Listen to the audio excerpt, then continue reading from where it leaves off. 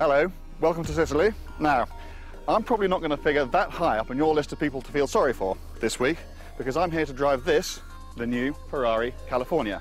We have acres of blue sky to test out this folding hardtop roof. We have mile after mile after mile of twisting Sicilian roads to find out what this new, all-new 453 horsepower V8 engine is like. We even have an overweight, balding, middle-aged bloke to tell us what the typical customer is going to make of it. And so, I think, without further ado, we better go and find out.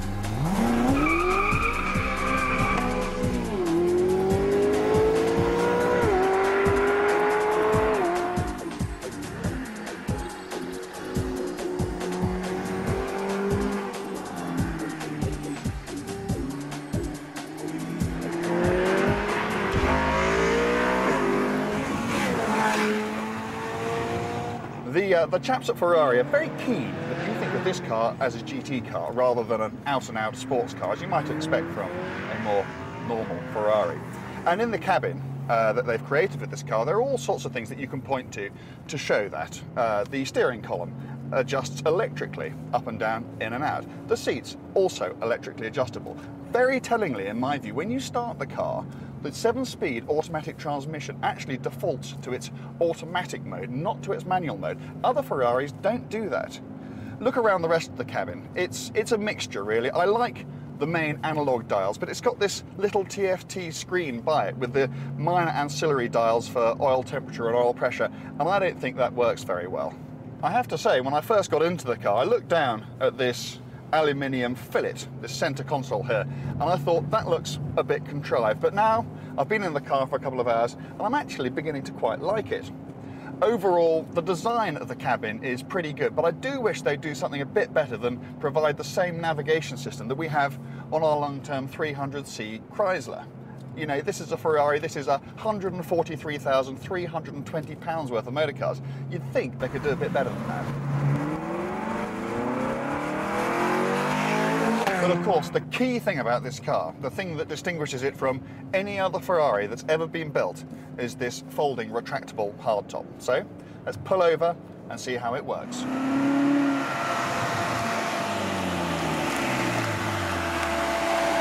Ferrari claims that this roof really does combine the best of both worlds. You obviously get all the security, all the refinement of the hardtop, but at the same time, they say it is actually every bit as light as a fabric top.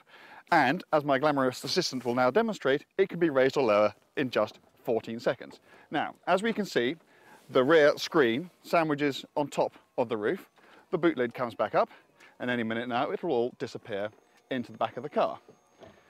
Back comes down the boot lid, up go the windows, and after just a little bit of mucking about, it's all done. Pretty good, I would say. Now, if you look at this car on paper, as I did before I came out here, you're likely to be a bit disappointed. There are some cold, hard facts about this car which, you know, you've just got to be aware of. This is a car with 453 horsepower. That sounds like a lot, but it's actually 30 less than an F430. But it also weighs 1,735 kilograms, which is more than a 599 GTB. So what we're looking at, if I can put it another way, is a car with a power-to-weight ratio inferior to that of a Porsche 911 Carrera S. Whereas an F430 Spider power-to-weight ratio is superior to that of a 911 Turbo. This car shouldn't be anything like as quick as it feels. Right, so now I've got the bad news out of the way. The good news is, none of it matters. This car is fantastic. I was so concerned that it wouldn't feel like a Ferrari, that it wouldn't even feel that fast. But it does. This 7-speed automatic gearbox, which changes gear like that. It's just wonderful. The engine is so urgent. It has such a wonderful spread of torque. Any gear you like, the thing just goes. This isn't just a quick car. This is a quick and proper Ferrari, and don't let anyone tell you otherwise. One of the problems you have with the California, at least if you drive it fairly quickly, is you're going to be doing this a lot. We've done 84 miles before the reserve light came on, and although it's kind of funny, I guess, if you've got one of these and you're using it as a GT car, you don't want to be stopping every couple of hours to drop another 100 quid into the thing, but at least here in Sicily, you're never going to be short of attention from the locals. You can enjoy this car going around the corner. You can enjoy this car in a straight line. But you won't really be able to say you have experienced everything it has to offer until you can find yourself one of these things coming up straight ahead. It's a tunnel. And what you need to do is, as you approach, drop a couple of gears. And the moment you go into it, give it everything.